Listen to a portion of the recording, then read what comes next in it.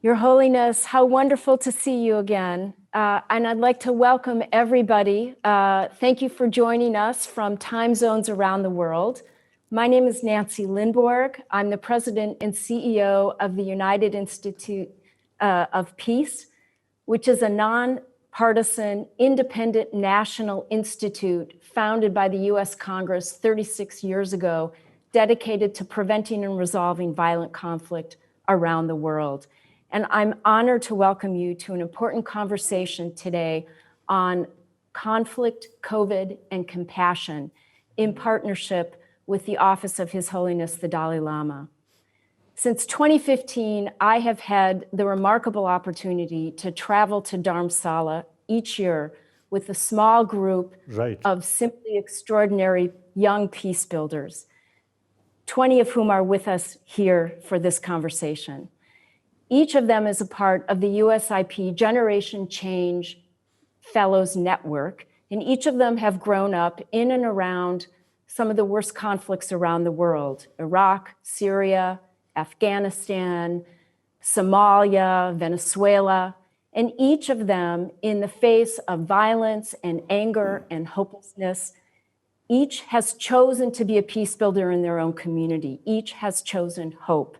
And every year, we've had the opportunity to have a conversation with His Holiness on how to maintain the inner peace that enables you to build outer peace. How do you maintain that compassion and resilience? This year, unfortunately, we're not able to come to Dharamsala because of the pandemic. And it's a time when this issue seems more urgent than ever. We're watching the world struggle with the global pandemic, and we're seeing how people are often alone, they're isolated and afraid, they're losing loved ones.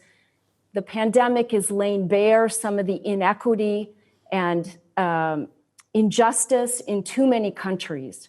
And we're seeing how COVID, particularly in conflict countries, is increasing hunger, upheaval, violence, and repression.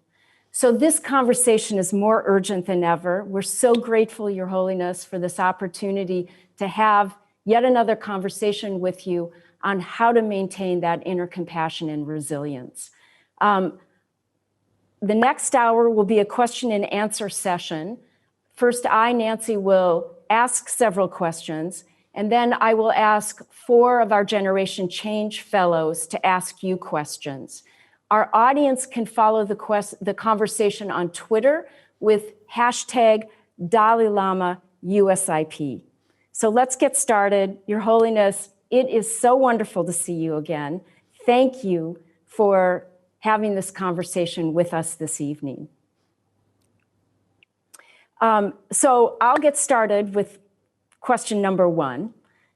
We first met in 2015, and we discussed building a partnership based on our shared vision of a world without violent conflict. This is the vision that animates the U.S. Institute of Peace, and you often talk about the 21st century being the century to end violent conflict. How do you think we're doing 20 years into this century? Are we on track? And what should we all be doing to make sure we stay on track? That's my question. Okay. Thank you. Since many years, you come with a group of young people. So I always remember. So I very much appreciate your interest or your sort of effort. Thank you. Now,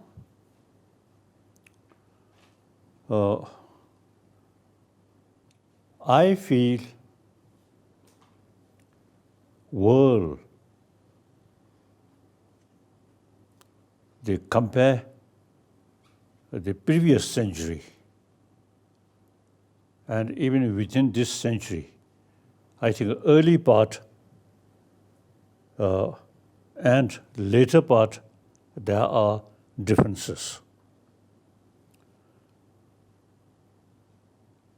Early part, we very much sort of interest or believe military power.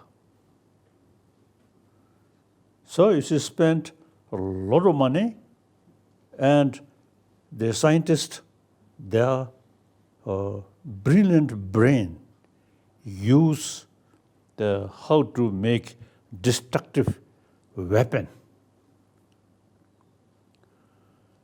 Now that way of thinking, I think diminishing,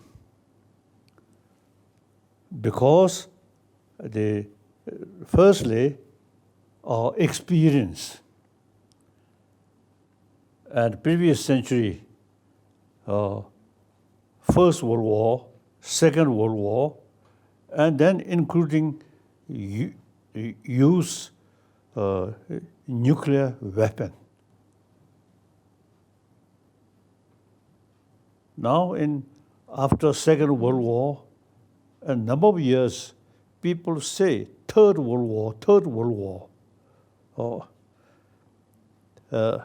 Now that kind of thinking, now I think disappear. And meantime, I always say, telling people, look, European Union, the spirit of European Union, in early part of the previous century,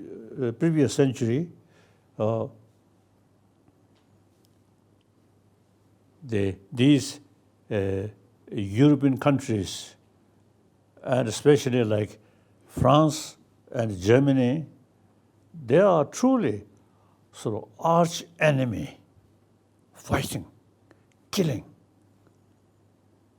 Then the very leader of these two nations, Adenauer of Germany, German Chancellor, and then de Gaulle, French leader, these two, then they create the European Union.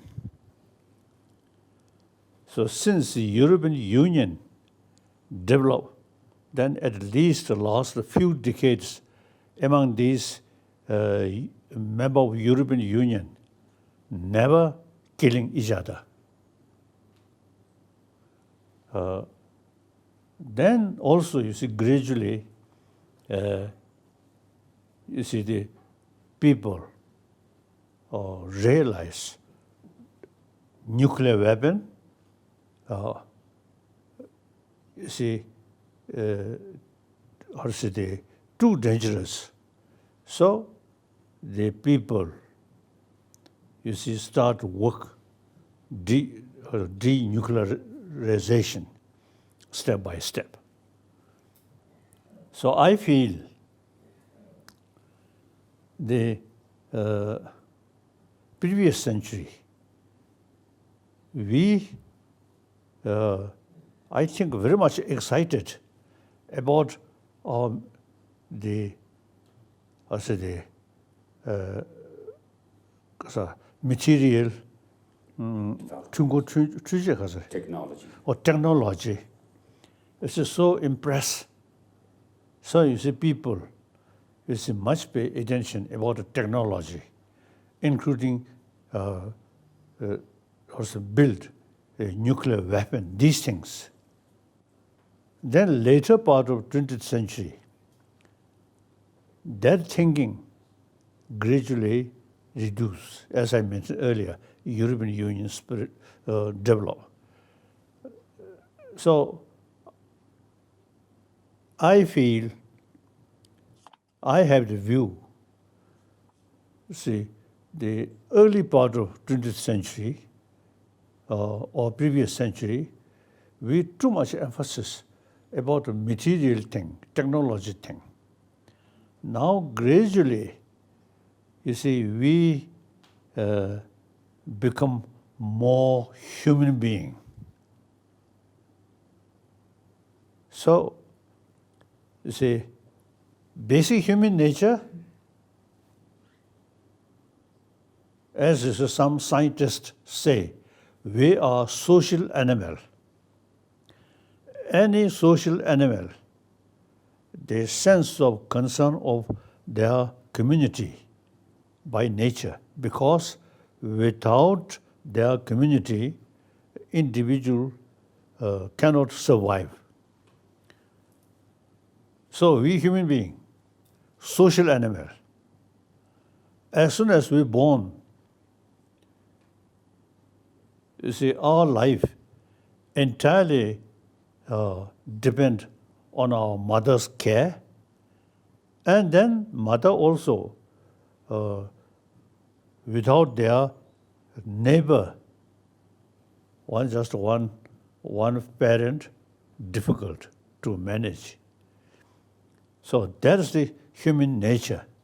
We are a social animal. So by nature, we have this sense of community and also the loving kindness each other. Then the very basis, as soon as we're born, without any sort of introduction or knowledge, or who is that person who take us and give us milk, mother. So without any introduction, as soon as born, you see, we totally relying on that person, mother.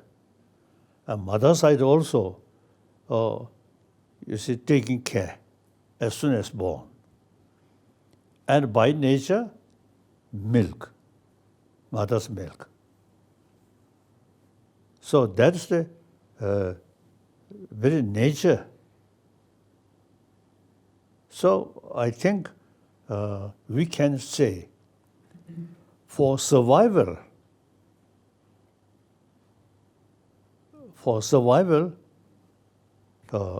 more altruistic attitude, taking care of other.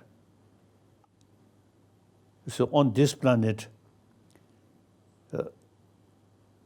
very small insect, I don't know, but otherwise, you see, those fly and birds and animals, all these survived with sense of taking care. Firstly, their own children, their own community.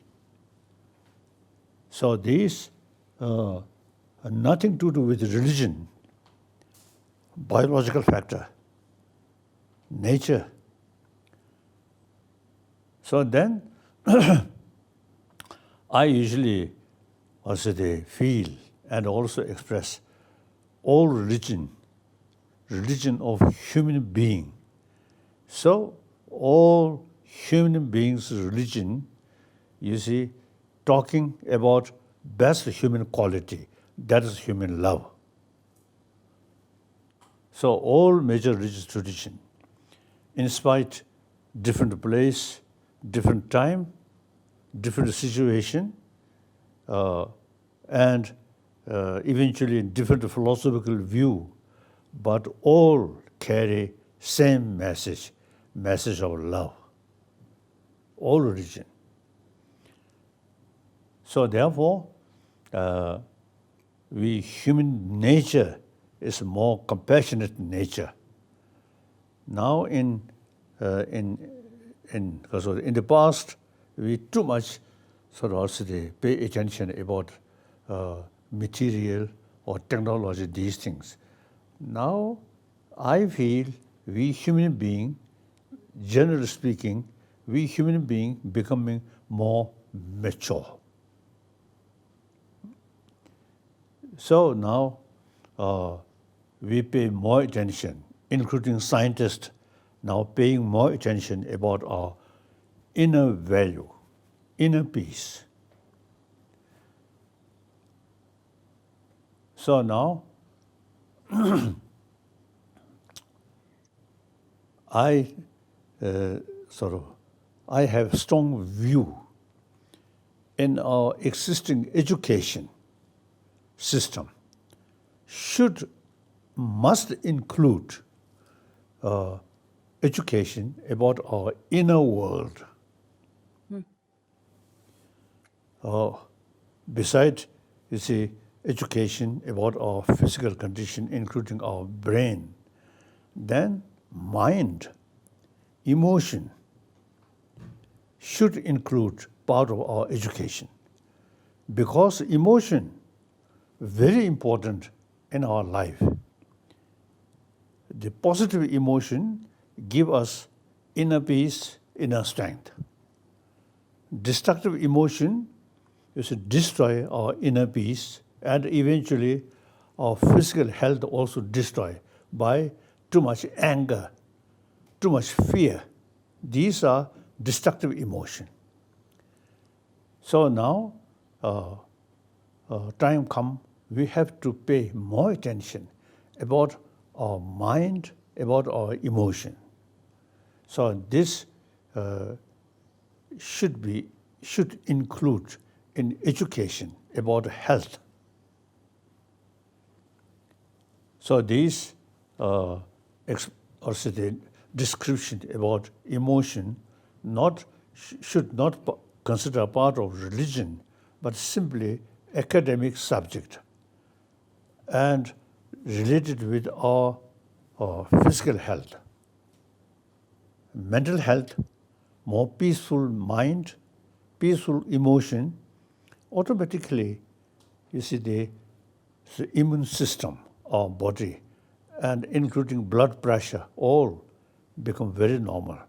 Too much anxiety, too much anger, too much fear, then the blood pressure increase, and all sort of physical normal element then become abnormal. So therefore, these knowledge should take as a academic subject the physical health, like that. We too much, and we very much sort of taking care about hygiene of physical. Now we should include hygiene of emotion. That's very important. That also, according to Indian tradition, secular way, and not related with religion, whether religious-minded or even any religion. That's okay. That's private business.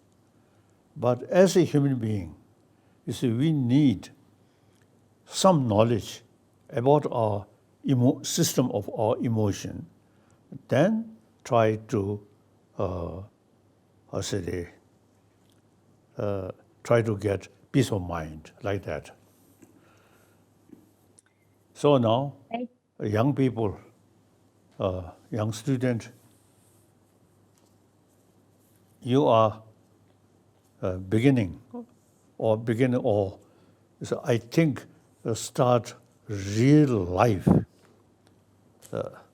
When you are young, mother take care, not much problem. Then join school, even sort of college, these things, there's not much sort of pay attention about our inner peace. So materialistic sort of education, you see, bring us more anxiety or sense of competition, like that. So the education without these inner quality, then better education, more anxiety, more frustration. So now, in our education, should include education about our inner peace, inner mind, inner world. So now, we, because of the 21st century, I think with help of scientists, particularly scientists about the brain, with their help, in education field, we should include education about how to build inner peace. And through individual inner peace, then peace, community, and then eventually whole humanity. You see, through that kind of education, then we really can develop peaceful world.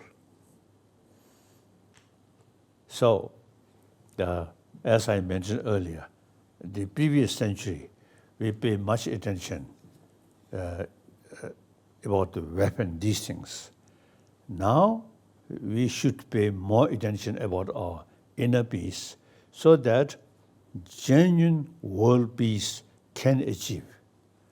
So my number one commitment is I'm a human being.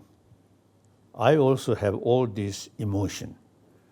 So with clear sort of as a recognize some of the emotion are very destructive, some of the emotion are very, very good.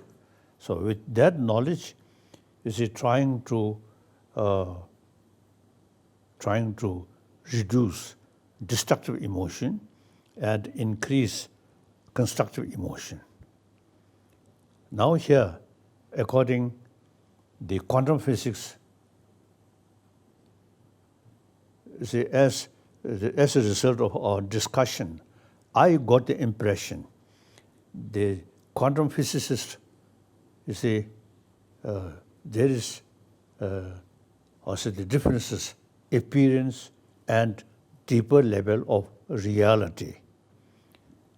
So all these destructive emotions such as anger, attachment, fear, all these destructive emotions very much based on appearances, not deeper level. So deeper level, then some quantum physicists, they say deeper level, not like appearances. So appearances, quantum physics, you see, people, some, also they, as a student of quantum physics, they realize things does not exist as appears. Then all those destructive emotion very much based on appearances. So the antidote of that emotion go deeper level, then nothing exists as appears. So this, the ancient Indian Buddhist also school of thought also mentioned that most of the destructive emotion very much based on grasping the objective, because the object, something independently exists. So something good, attachment, something bad, hatred, anger. So these are appearances. Deeper level, now quantum physics, they say, deeper level, these not exist as appears. At deeper level, all are particle. We cannot sort of pinpoint. And then ultimately depend on also mental attitude, the observer side. So long observer there, and using language. So identify like that, then these emotions come. So deeper level, nothing as appears. So all the destructive emotion based on appearances. So once we realize these appearances does not exist in deeper level. So these, now some quantum physicists mentioned that. And of course, some my own conclusion. Perhaps I have some influence of Buddhist philosophy. All our destructive emotion, you see, very much based on kasa, grasping things, grasping good and attachment. Things bad, or grasping bad, then fear, anger. So the Buddhist tradition, Buddhist philosophy, Buddhist psychology, you see, mentioned things does not exist as appears. So the very basis of negative emotion no longer there. Things just mere designation.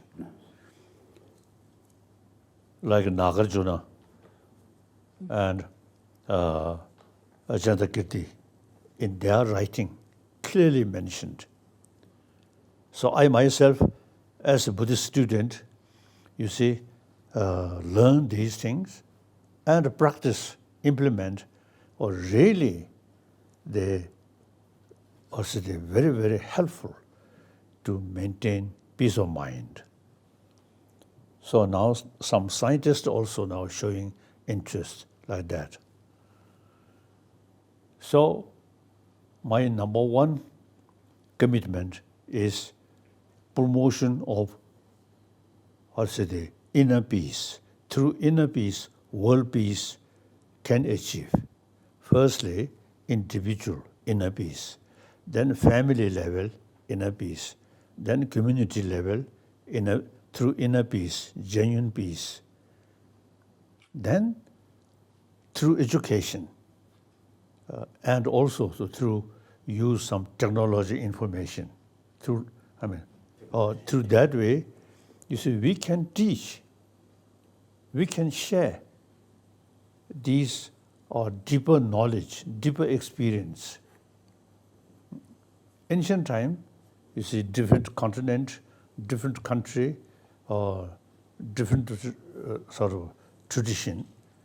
So now, world become smaller, much smaller. So we can easily exchange information. So my number one commitment is try to promote peace of mind, or more compassionate mind. Entire 7 billion human beings, irrespective whether believer or non-believer, simply they're taking care about the inner peace. And as I mentioned earlier, I describe the subject of kasa. Emotion, psychology. Psychology, philosophy. As the hygiene of physical. Similarly, hygiene of emotion. So my number one commitment is try to share as much as I can. So the real troublemaker is not outside, but inside. If the inside troublemaker, suspicion, fear, anger, these, if you can maintain or keep quiet, then you surrounded by your enemy, troublemaker. Instead of anger, fear, you may sort of develop a sense of concern of these troublemaker, how ignorance, how sort of also the short-sightedness, like that. So this is my number one commitment. Number two commitment, promotion of religious harmony. It is unthinkable now in the name of religion, it's a fighting and killing. Just next our neighbor country, Syria, Iran, And then Afghanistan, Pakistan, these also sometimes, you see, even within Muslim, the Shia and Sunni, sometimes you see difficult situation. So same Quran, same Allah, it's the same sort of daily prayer, but then fighting. So my number 2 commitment is try to promote religious harmony. Look, India, all major religious traditions live together over 1,000 years. Generally, very harmonious.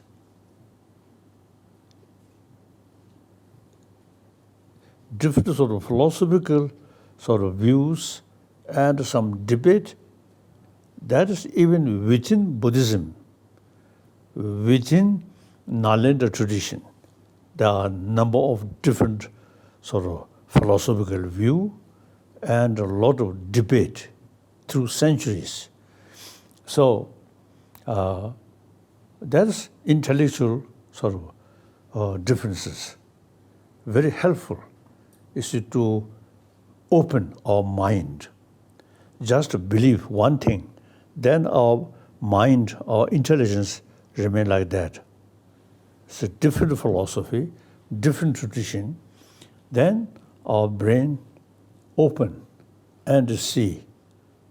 Like it's a garden, one flower, one kind of flower is not much attractive. A garden, not a lot of different sort of flower, different color, different smell, different size, then looks very attractive. So world, now India, I think the human garden through 1,000 years, there's a lot of different flower, with different color, different taste, like that. So since India is over 3,000 years, you see these different religious traditions live together, so it is possible, religious harmony. So I committed. I think the Indian Muslim, because they always, you see, since their childhood, they already know there are different religions. So they take for granted different religious tradition. Whereas those countries, only one religion. And now even Muslim country, even Shia, then in their eye, Sunni, something different. And of course, Buddhism and Hinduism, something different. So now today, world become one small human community. So exchange or visit Muslim sort of brother, sister, come to different places and then sit together and exchange. I have, I developed one sort of Muslim, international Muslim conference, mainly headed by Ladakhi Muslim. Originally, I suggested, and they arranged. So eventually, from time to time, now these days, the illness that is isolated everybody. So I think now, eventually this will change. So, so you see, from time to time, religious conference, and very useful. And people remain a little bit distance each other, then had the impression that's different religion. it is different than our religion, then some kind of little distance. That's the source of problem, like that. So Thank you, Your Holiness. I always say, I said, that, look, India is the example. All major world religious traditions live together. Occasionally, some problem here and there.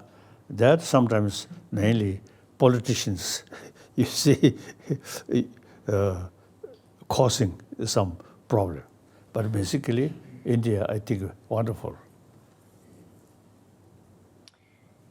Your Holiness, thank you. I'd like to ask one more question before turning to our youth peace builders. And that is, today is International Youth Day. And we know that more than half of the world's youth population live in conflict-affected countries. And our partnership over the past 5 years has been based on a shared conviction that youth are absolutely vital for building a more peaceful world into the future. So, Your Holiness, my question for you is, how have young people inspired you personally? And do you have specific advice for them on how to create a more peaceful world? Anything in addition to what you've just said? I think whole, the atmosphere, this planet, now firstly, economy, global economy, no national boundary. And then more communicate. So younger generation, you see, come through that kind of situation is more broad-minded. In ancient time, more isolate. My own experience, when we were in Tibet, only Buddhism, and to some extent some Muslim. Otherwise, we ourselves isolated. Then come to India as a refugee, more opportunity meeting with people. Then you see these, your view, much sort of broader, very useful. So now younger generation, generally because of these wider contact and information, so I think generally speaking, the younger generation's mind is much more open, much more broad-minded. So I feel, and then as I mentioned earlier, the event in 20th century, now 21st century, now humanity becoming more mature, more realistic. In ancient time, a little bit isolate, then narrow-minded. So now things are, I feel, much better, I feel. Okay. Yes, let me turn to the wonderful youth peace builders who have joined us this evening and this morning. And the first is Lorena Gomez, who you'll recognize, she was with us last year. And she's from Colombia, where she works on resilience and dialogue through travel and storytelling. Lorena. Right. Tashidalek, Your Holiness. I'm very happy to see you again. Your Holiness, I want you to know that our time together last October really touched my heart and is now helping me redefine how people in my country think about peace. Normally, we only see it as ceasefire or as a political issue. But now, through webinars and press articles, I'm encouraging others to reflect more about our inner values and to cultivate peace of mind. So, Your Holiness, you have faced significant uncertainty and upheaval in your life, 가서. And 국리에만 붙여요. Oh, yes. I think here. 저무시 말해. 가. 저무시 말해. 단지 제시지. Yes. 저신이. That's your question. I continue. Yeah, Yeah, go ahead. I'm going to the question. So I was saying you have faced significant uncertainty and upheaval in your life. And my question is, according to the coronavirus context, how have you coped with uncertainty in your life? And what advice can you give people on how to maintain their peace of mind when they are losing their jobs, their businesses, and their loved ones? You should say. 그래서 this illness 좀 어떻게 나서 내면 가서 가 No. COVID. 가서 COVID. 나서 되면 COVID. COVID. No. COVID. Oh. Now, this something of course unfortunate. Now, many people, including many institutions and scientists, they are, you see, making experiment. You see, try to find medicine. But overall, as I already mentioned,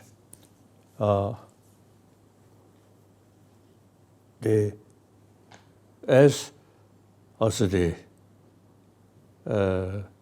Buddhist literature mentioned, so long destructive emotion inside their life always face some problem. So it is quite nature. So eventually, your sort of the mind, through also the through understand the reality, then which basis of all destructive emotion then reduce.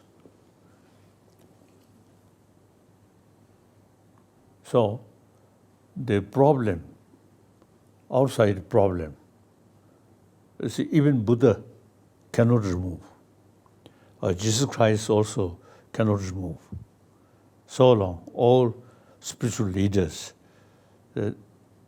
then you see, they mentioned inner world.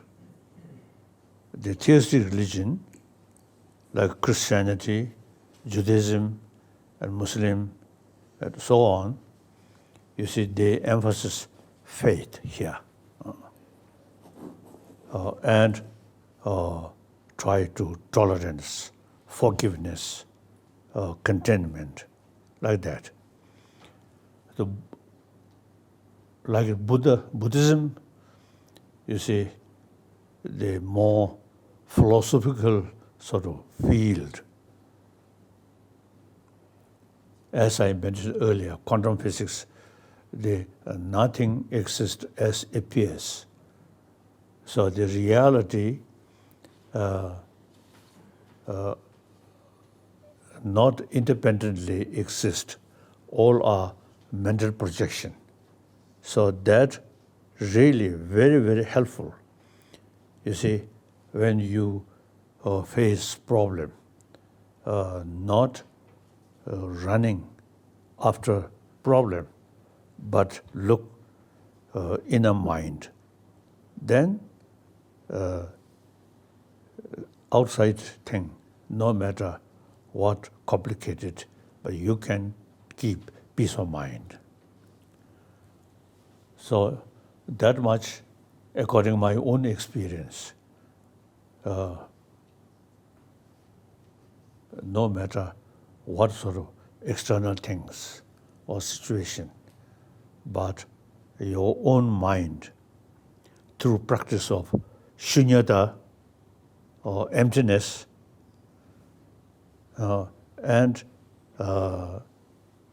through practice of altruism, you can keep peace of mind.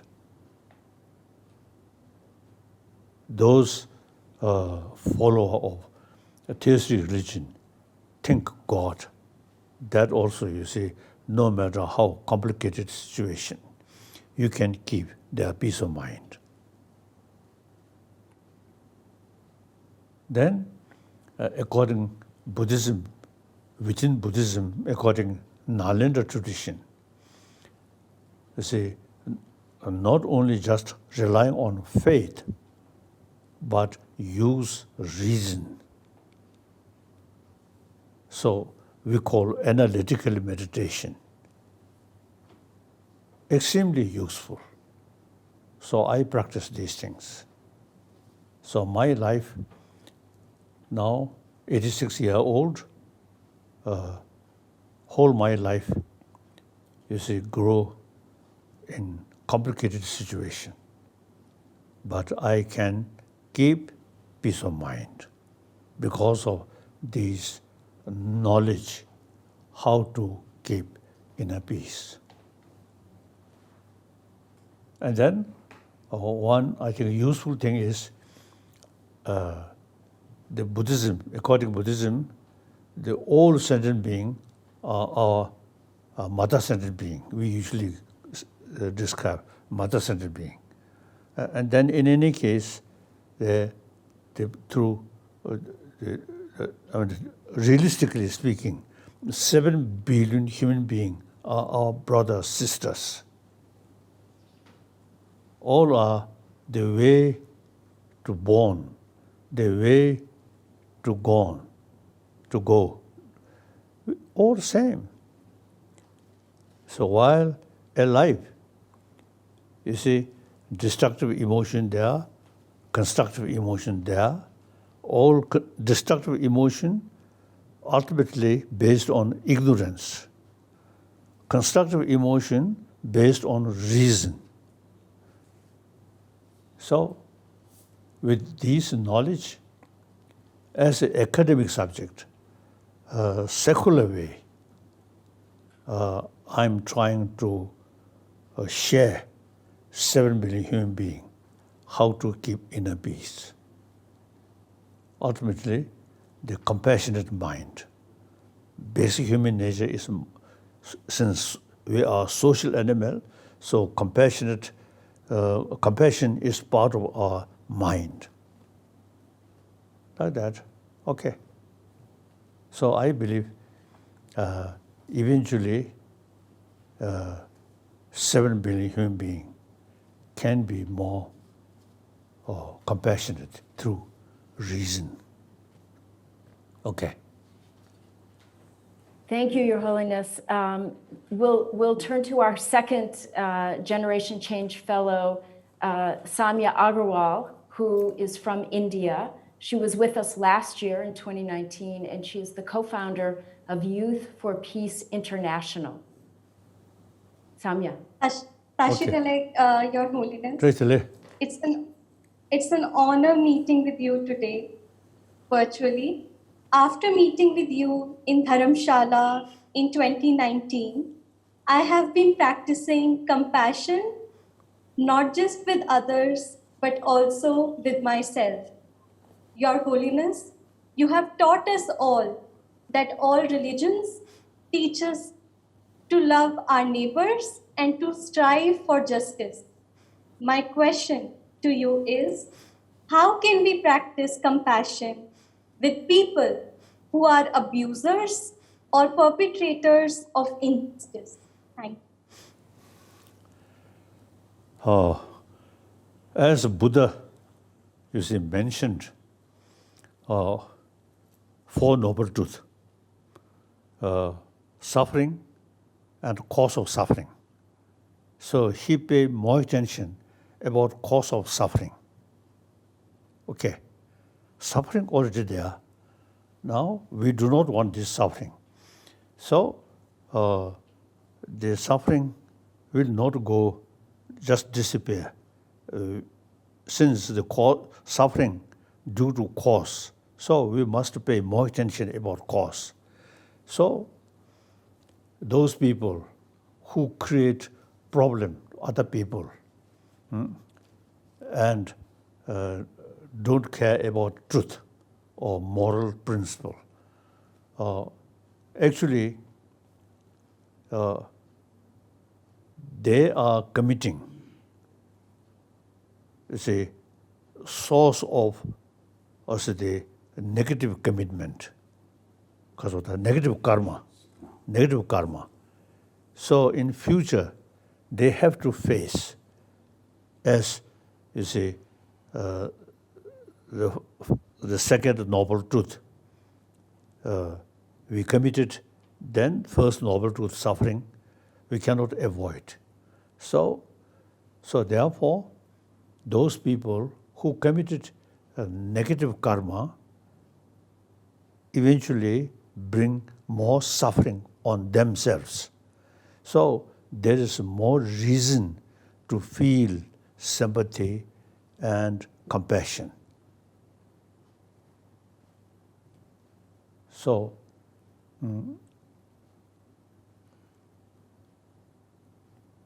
and then also, you see, people who create more problem to other. I think on the world, in world history, like Hitler, and then some other sort of, cruel leaders.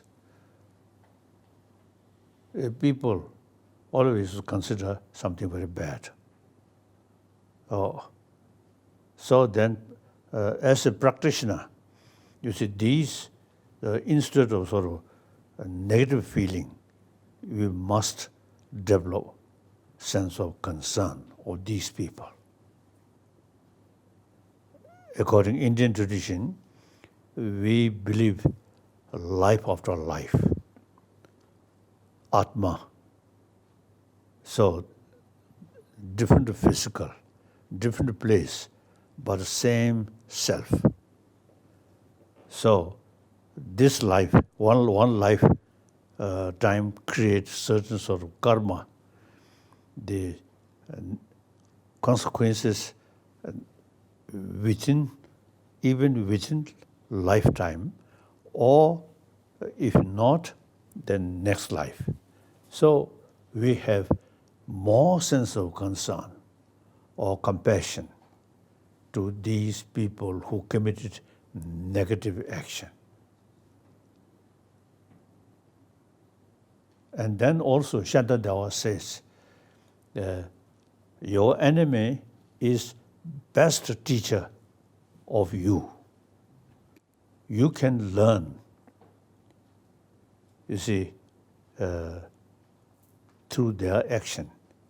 If everybody, you see, friendly attitude, then no opportunity, practice of patience. After some troublemaker there, then there's the that creates best opportunity to practice of patience. Okay. Like that. So Shantadawa say, your enemy is best teacher of yourself. Okay. Okay, thank you, Your Holiness.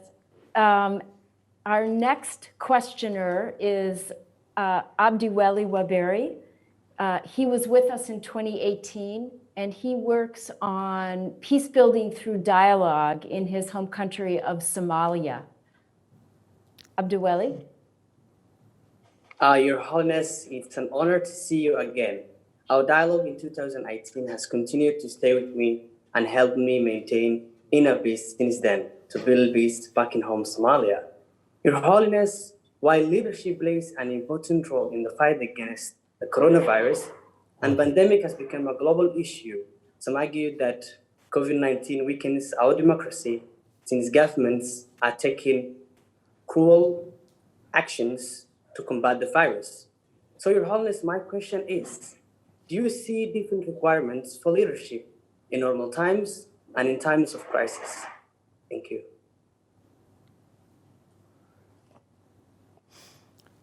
Yes, now worldwide certain problem. So now, time gone, my nation, my community, that's a part of the humanity. So now humanity facing the problem, so they're thinking different nationality, different religion, I think I briefly mentioned. So now that thinking, in ancient time, your own community, your own nation. Now whole world, as I mentioned earlier, 7 billion human beings, the problem, these new, these are facing 7 billion human beings.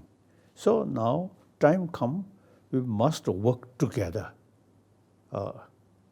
Think about humanity, not thinking my nation, my community. The basic humanity, or because of the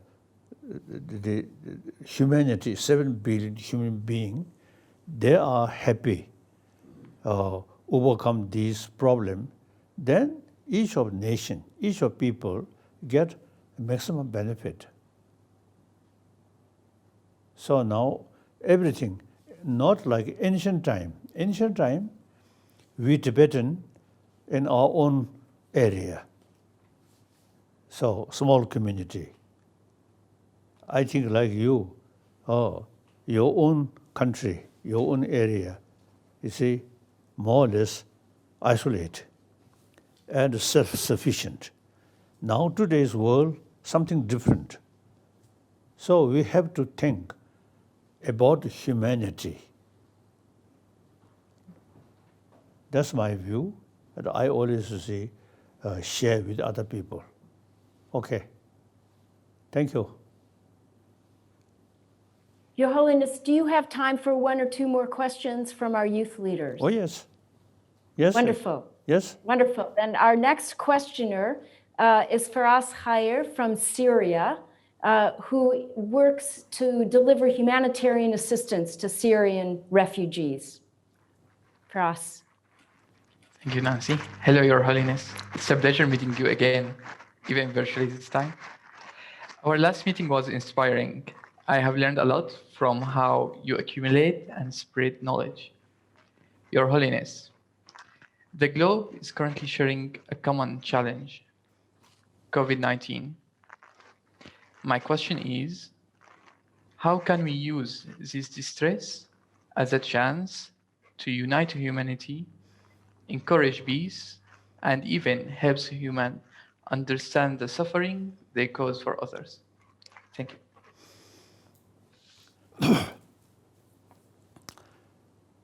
It's a difficult situation, in a way helpful, you see, to bring unity.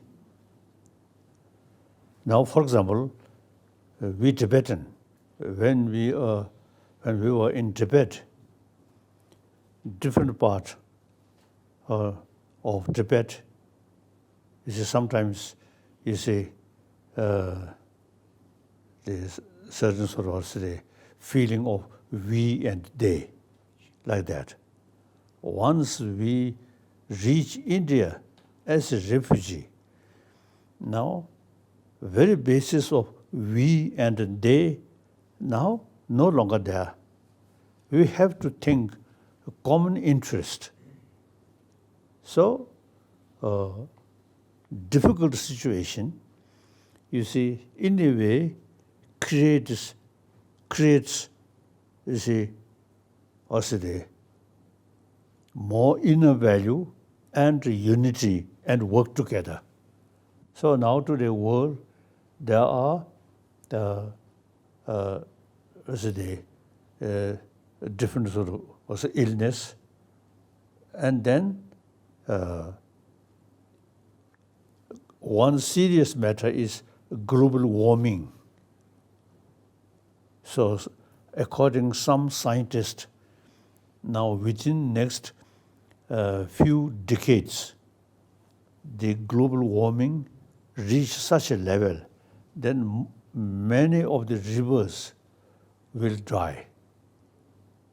And then eventually there is, like Afghanistan, when we passing through air, we can see the ancient time, there are number of lakes, rivers. Now, most of them, you see, reduce.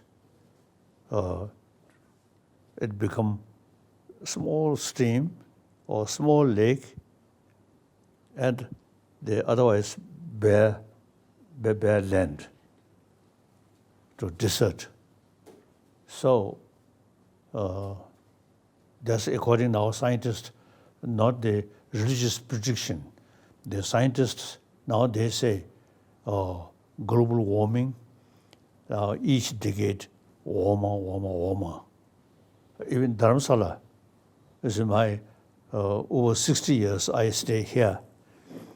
So early part, some more snow, then gradually less. So this indicates the sign of global warming. So now, while we still human facility for our life still there, and we must work together and share each other and think about humanity. That's important. So there are a lot of problems. Now time come to share each other. Then among them, this global level, rich and poor people always remain. Richer, making more money. So this gap, rich and poor, international level and national level. Now this gap, this I think we must pay more attention to reduce this gap. Okay. Our next questioner, Your Holiness, is Hadi Kufala. She was with us in 2018. She's from Libya, where she's a human rights activist and journalist. Hadi? Hello, Your Holiness. It's such an honor being here with you again. And as I learned from you in 2018, that we can get over all of these internal conflict consequences by believing in power of compassion. And now, as you know, the displaced people are suffering greatly with the COVID-19. And these people are physically and emotionally affected by war and health crisis. So my question is, from your experience with displacement, how can displaced people take care of themselves spiritually? Libya. Ka. Kare. Libyan. Kare. No. Now here, according to my own experience, the thinking oneness of 7 billion human beings. I said, that's very helpful. When I left our own country, India, another human community. Then of course, we have 1,000 years, some special relations.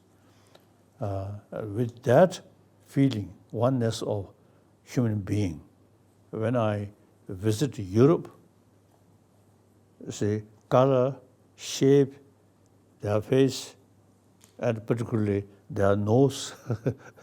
You see, there are little differences, but emotional level, same. Mental level, due to certain cultural heritage, little differences, otherwise basically same. So the sense of oneness of 7 billion human beings. It's very useful wherever you go. Still human land. So if we Tibetan, you see, there's too much sort of emphasis, we Tibetan something unique, then lost our own country and come to a different country, then feel something different. But the Buddhist sort of the terminology, something we usually call mother-centered being. All sentient beings, and including all also the human being on this planet, we are, you see, a mother-centered being. So that very helpful is it to think oneness of 7 billion human beings. Small differences, that's on a superficial level. Deeper level, we are same. Okay. So, Your Holiness, last question is from Hassam Meneja from Tunisia. Tunisia? No. Tunisia. Yes. Your Holiness, it's an honor to see you again. Our dialogue in 2019 has been a remarkable event, and your words have been resonating with me ever since, especially on the plight for human rights, democracy, and freedom for all.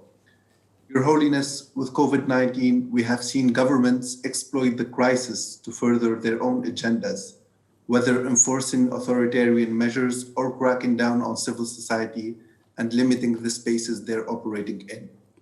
My question is, what advice would you give to peace builders who face more restrictions and authoritarianism in the conflict-sensitive areas they must navigate?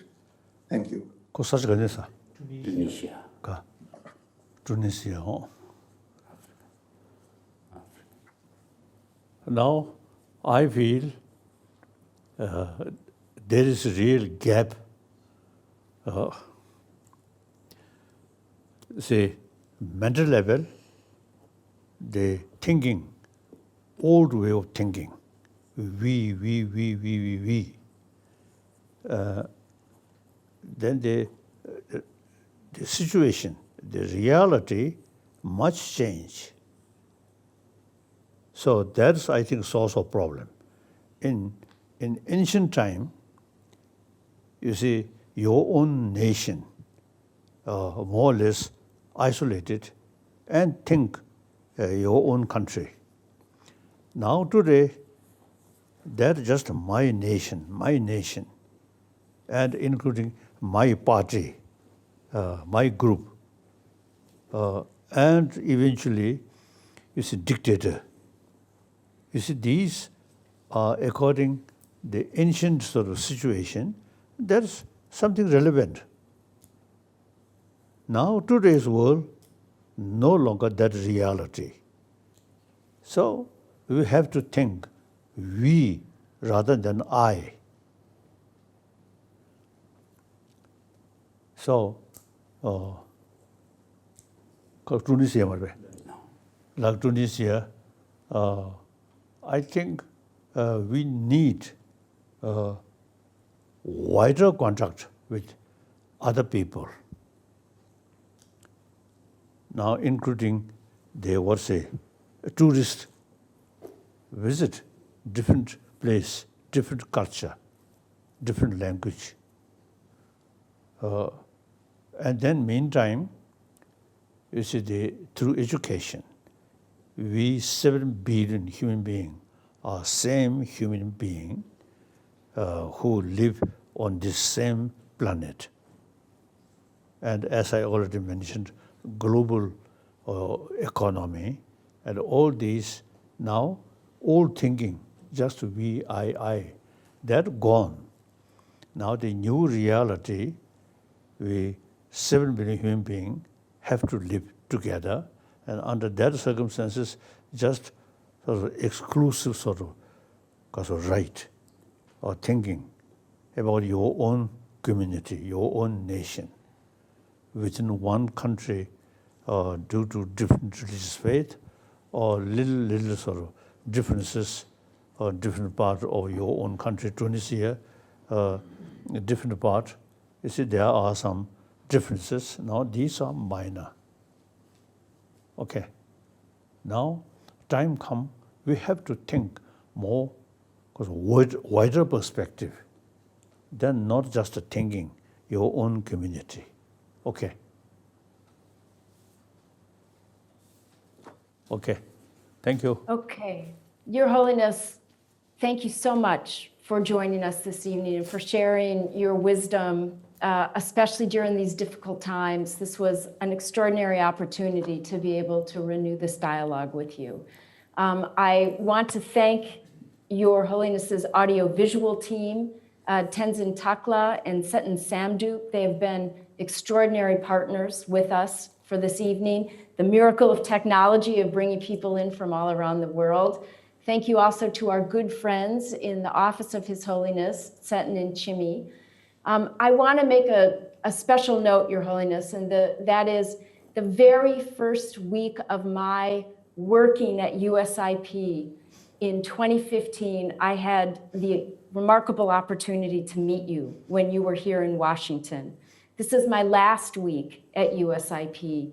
And so having the opportunity for this conversation with you tonight is a wonderful and heartening bookend to my time at an exceptional institution working with exceptional people like these peace builders. We're so grateful for the partnership with you and with your office. I want to give a special thanks to the USIP Vice President for Applied Conflict Transformation, David Yang. David is with us here this evening. He will be carrying on this remarkable partnership, and we look forward to continuing the work together. And finally, I want to thank our Fearless Generation Change fellows. I want to thank them for continuing on with their extraordinary work, with their courage and their compassion, despite a lot of fear, a lot of despair in the world. They are the light of the future, and we thank them enormously. It is so uplifting to have a chance to spend this evening with them and Your Holiness with you. Thank you again. We're very grateful. As I already mentioned, time passes, situation changing.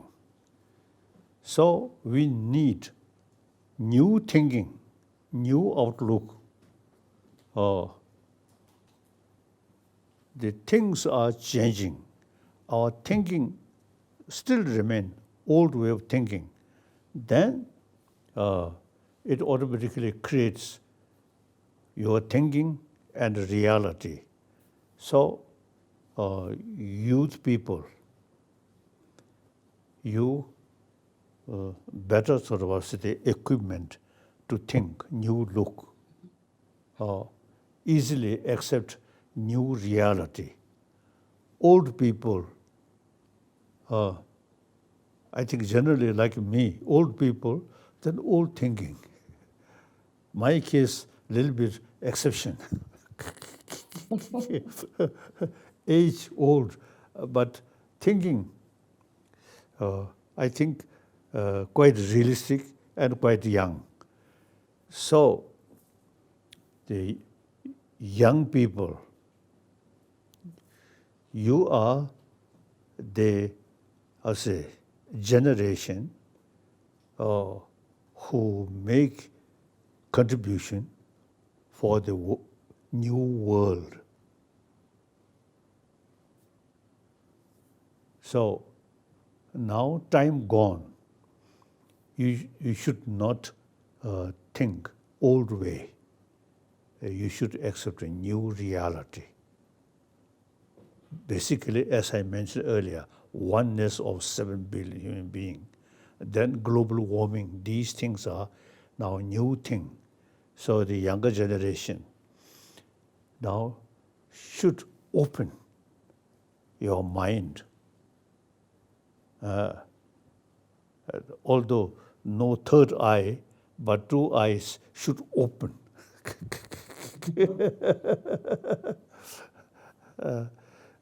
So for that reason, this kind of discussion,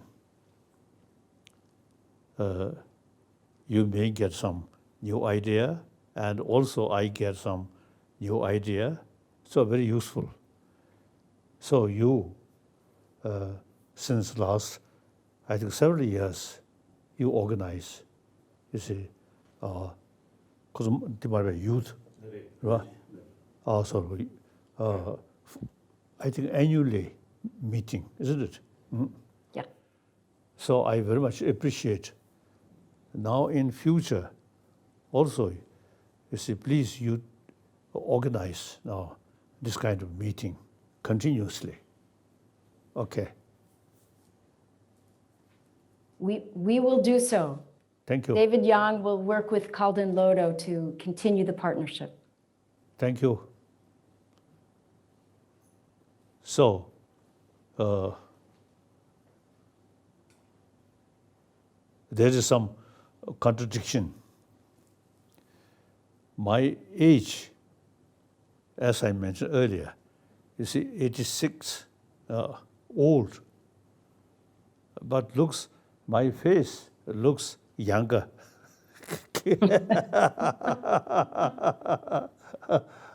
and similarly, with this face behind there, my brain even younger.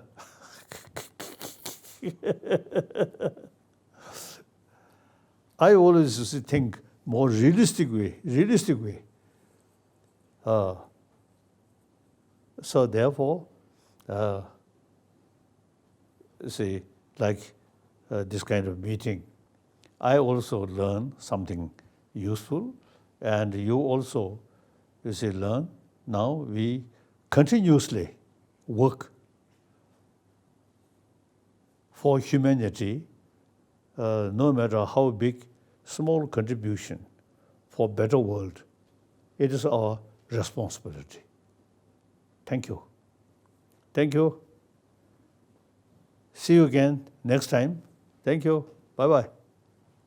Thank you.